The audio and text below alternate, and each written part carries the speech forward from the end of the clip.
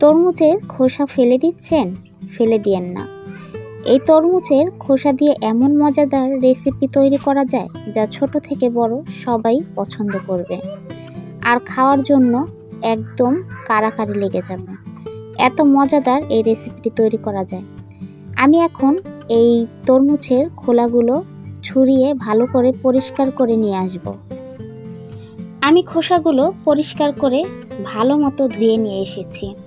এখানে আমার একটা তরমুজের যতগুলো খোসা হয় সবগুলো আমি ভালো করে খোসা ছুরিয়ে ধুয়ে পরিষ্কার করে এনেছি। এখন আমি গ্রেটার মেশিন দিয়ে এইগুলো গ্রেট করে নেব। এই যে দেখুন, আমি কিন্তু গ্রেটার মেশিন দিয়ে গ্রেট করে নিয়েছি। গ্রেটার মেশিন দিয়ে গ্রেট করে আমি আবার ভালো করে ধুয়ে একদম পানি চিপটিয়ে নিয়েছি, যাতে এর মধ্যে এক ফোঁটাও পানি না থাকে।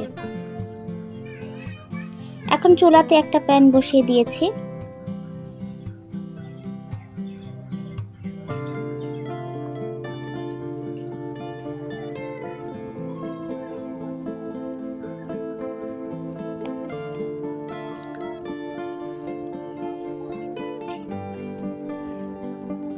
আমি এটা নরেন গুড়, খেজুরের গুড় দিয়ে তৈরি করব। আপনারা চাইলে আখের গুড় বা চিনি দিয়েও তৈরি করতে পারেন। আমাদের খেজুরের গুড় ছিল, তাই আমি খেজুরের গুড় দিয়ে এটা তৈরি করব।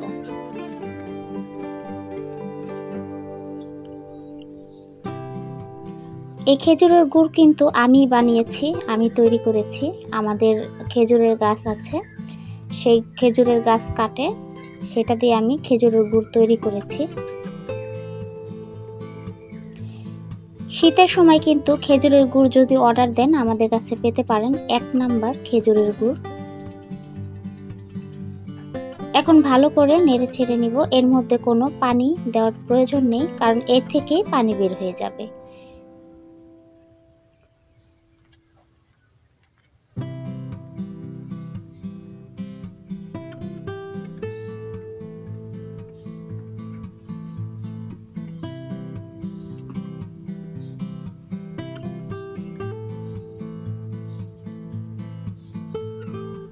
এই যে দেখুন, পানি কিন্তু বের হয়েছে অনেকটাই।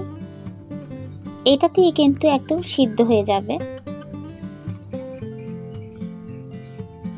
এক্সট্রা ভাবে কোনো পানি দেওয়ার প্রয়োজন নেই।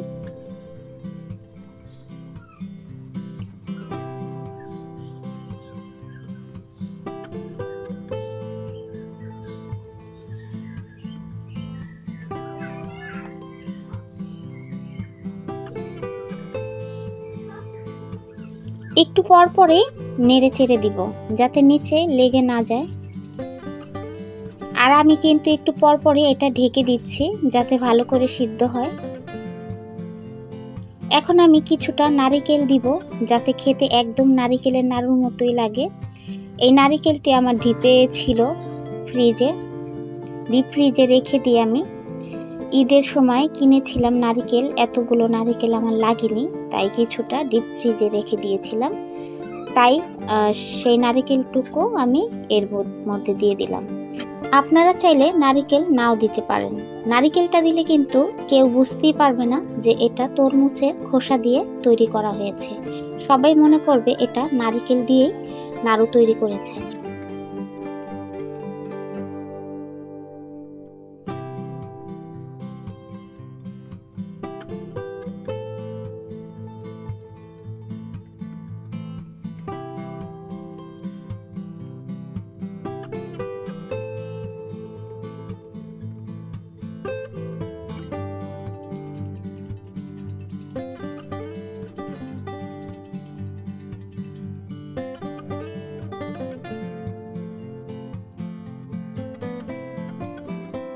আমার কিন্তু পানিটা অনেক শুকিয়ে গেছে, আর দেখেন পানি কিন্তু নেই।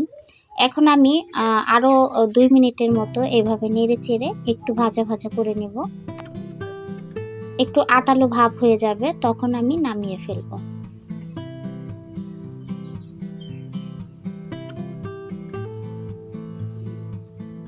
এখনো কিছুটা বাকি আছে, একটু 1 মিনিটের মতো আর একটু নেড়ে চেড়ে নেব। আমি আরও 1 মিনিটের মতো জ্বালিয়ে নিয়েছি। আমার কিন্তু হয়ে গেছে, এখন নামিয়ে ফেলবো।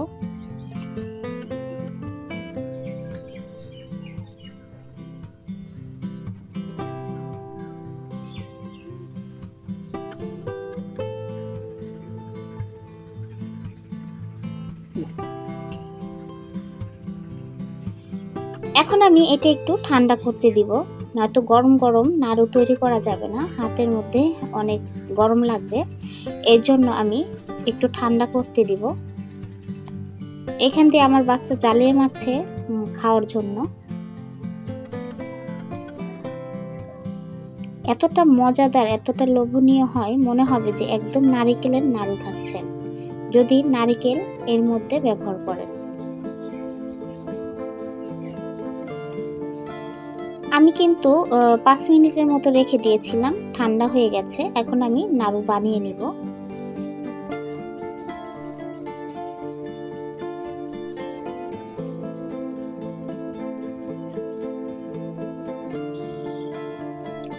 দেখুন কত সুন্দর হয়ে গেছে নাড়ুটি, আর হাতে কিন্তু লেগে থাকছে না।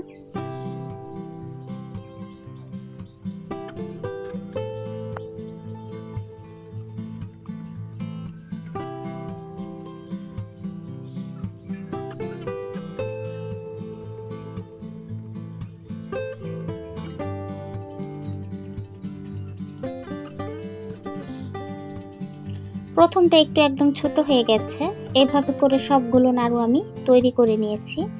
দেখুন কত সুন্দর হয়েছে। একটা ভেঙে আপনাদের দেখাচ্ছি যে কতটা লোভনীয় দেখা যাচ্ছে।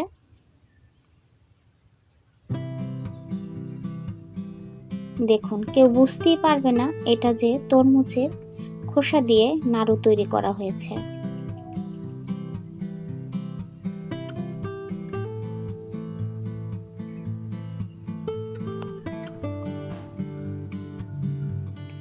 আজকের আমার এই তরমুজের নাড়ুর ভিডিওটি আপনাদের কাছে কেমন লেগেছে, মতামত অবশ্যই কমেন্ট বক্সে জানিয়ে যাবেন। যদি ভালো লেগে থাকে তাহলে চ্যানেলটিকে সাবস্ক্রাইব করে পাশে থাকা বেল আইকনটি বাজিয়ে দিবেন আরও নিত্য নতুন রেসিপি দেখার জন্য। সবাই ভালো থাকবেন, সুস্থ থাকবেন। আল্লাহ হাফেজ।